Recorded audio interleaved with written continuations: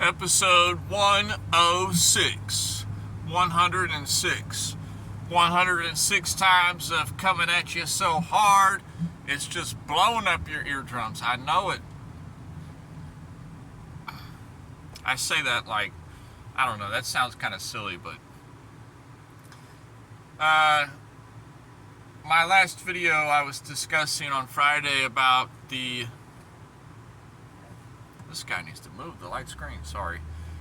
I was discussing about,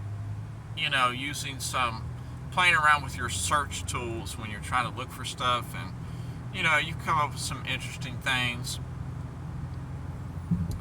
But, generally, how I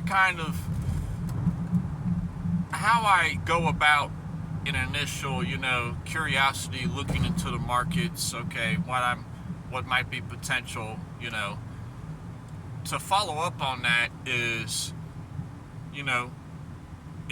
if you're basically, to sum it up, if you're wanting to buy something, you're wanting to buy something that's on sale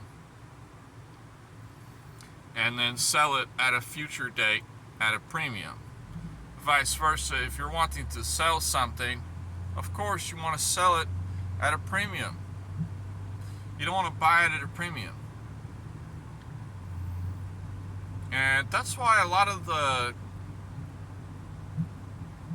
of certain companies and things, I'm not truly too into it as far as looking to purchase some shares. I'm not, because they've already made their history has been made with them, and this is just personal opinion, of course, but at certain points, there comes a point in most tradable things that it becomes more of a,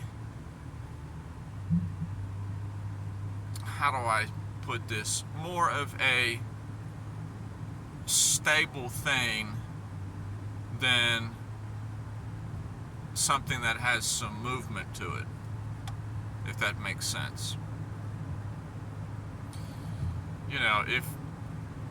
If you say that you like to buy Walmart stock, let's just use Walmart for an example, and you say, okay, I'm looking to buy Walmart stock, I don't know the price, I'm just going to say it's $100. It makes it for easy examples. I want to buy Walmart stock for $100, because I'm of the belief that Walmart stock is going to be worth $1,000 a share. Well, this is just me personally. Think about that.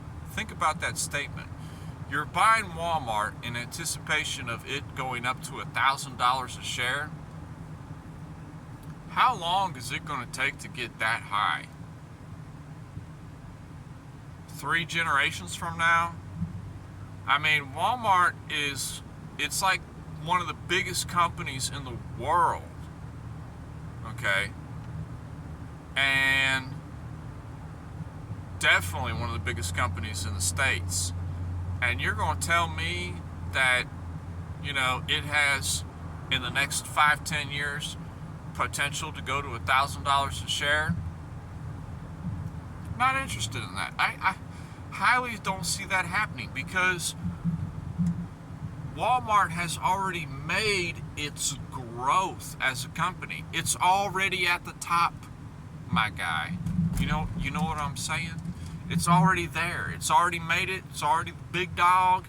It's already up there. It's dominant now. So if I'm looking to purchase Walmart stock, it's more of me purchasing it in the belief that, okay, Walmart's going to be around for a while. It's, I don't see too much downside to that, if that makes sense.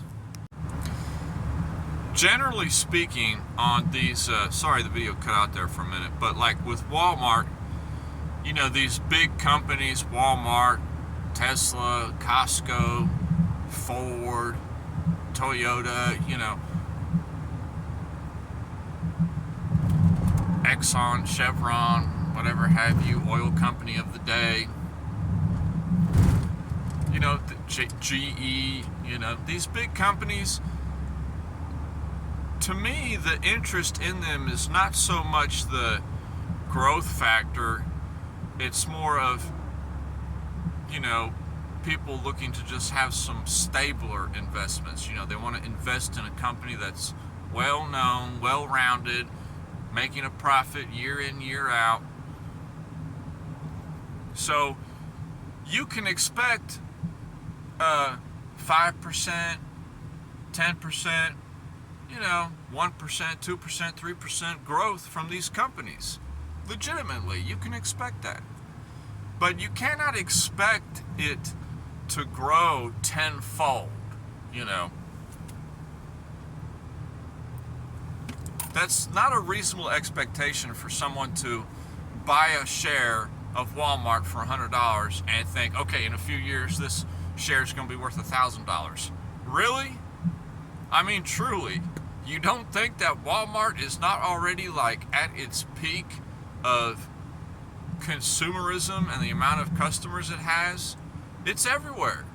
So, it's kind of made its move already.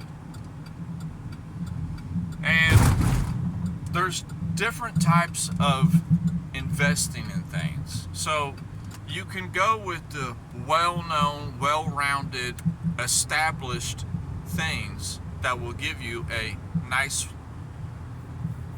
low percentage return generally year after year. But looking for real growth is, not necessarily finding the needle in the haystack, but looking for,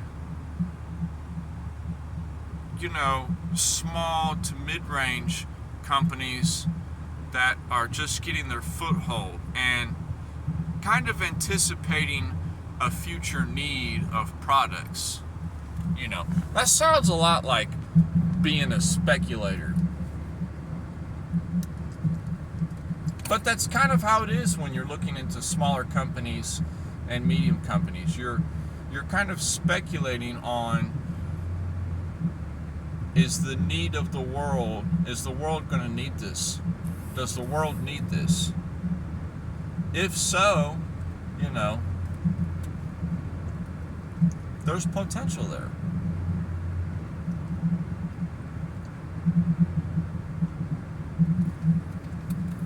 And it's like I was discussing ARM stock on an earlier video, Okay, so they manufacture chips apparently, and I did a little looking into it. They manufacture chips, and apparently they're not based in Taiwan, where the majority of all chip manufacturers are based. See, right now, the majority of chip manufacturing is done in Taiwan. So I think the reason ARM gained so much garner and attention is because, okay, they're big into space, they're growing, and they're not based in Taiwan, so we don't have to have fear of, if China takes over Taiwan, they're going to take over all the majority of chip manufacturing in the world. Well, there's a lot of speculating going on there, but that's kind of how speculation works. You're thinking ahead. It's like this company in Turkey that I was looking into, and I'm kind of speculating ahead on how the economy there, generally people won't be owning people generally don't own, the majority of people don't own their own vehicles, they just they pay to get driven around, so it's kind of like a version of Uber in a way.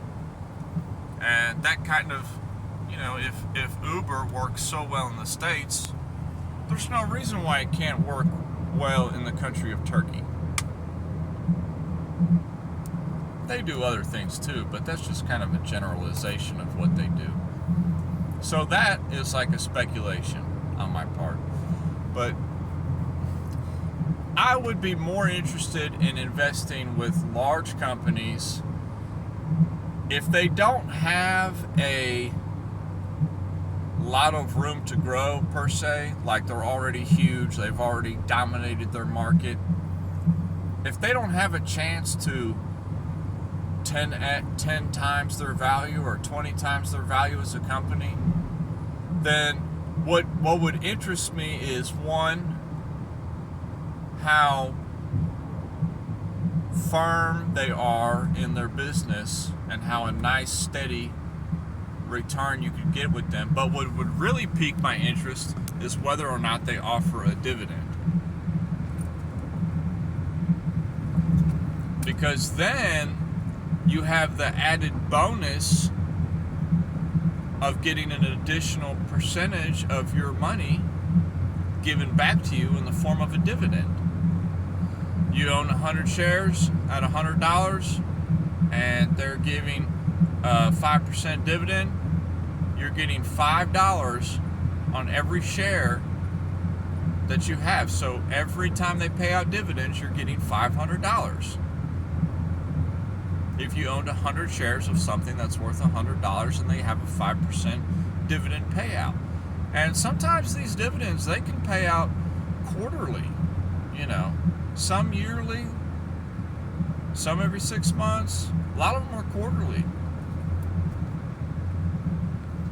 And dividends with a more established company is something that I tend to look into more, because it has the added weight of we're so sure of ourselves, not sure of ourselves, but we're so well established that we don't mind giving our shareholders some dividend payout from our profits.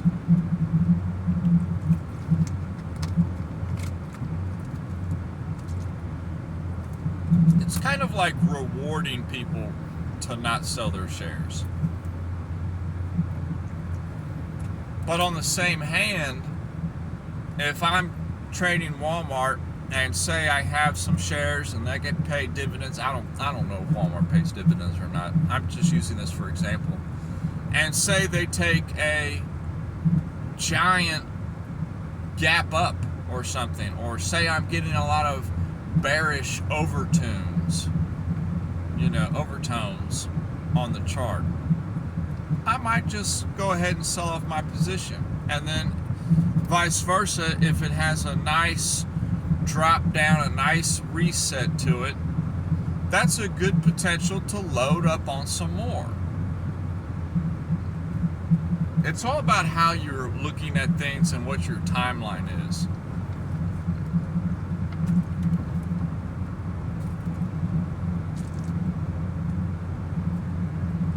Your timeline says everything about you as an investor and trader.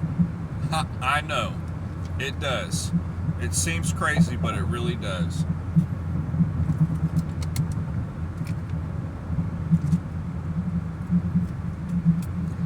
I harp on this a lot lately because I'm developing this habit of thinking as if I'm a millionaire when I'm not. Because when you think as a millionaire, you're already developing the processes of becoming one and maintaining one when you do become one. If I had this amount of money, how would I invest this? Okay, if that's how you would invest your money, if you had this amount of money, then that's exactly how you should do it if you only have $100 in your account. I've said it over and over again. It's brutal, I know. Oh, you made $10 last month. So, that doesn't matter. You're making $10 last month. When your capital grows and you get up to that point, you're developing the habit for that $10 to be $10,000. Do you understand what I'm saying? You have to get your game plan down and how you treat the market.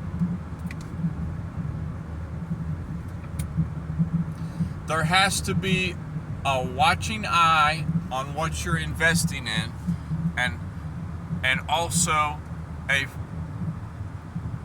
patient hand. You have to have a watchful eye to watch to make sure it doesn't invalidate your move. If so, forget your position.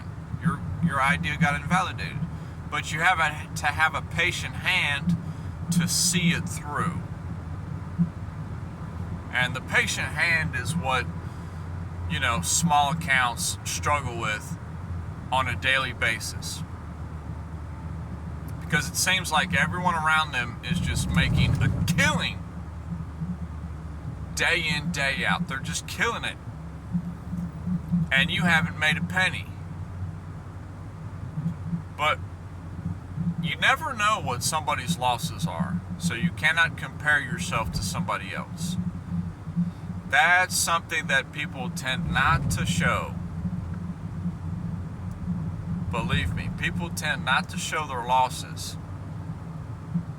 Everybody wants to follow the winners, but have you seen some of your winners' losses? They are brutal.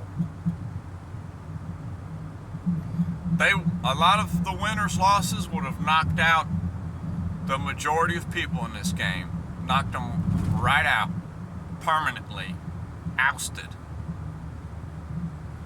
Do you have the ability to hold strong and weather out consolidation periods, down periods,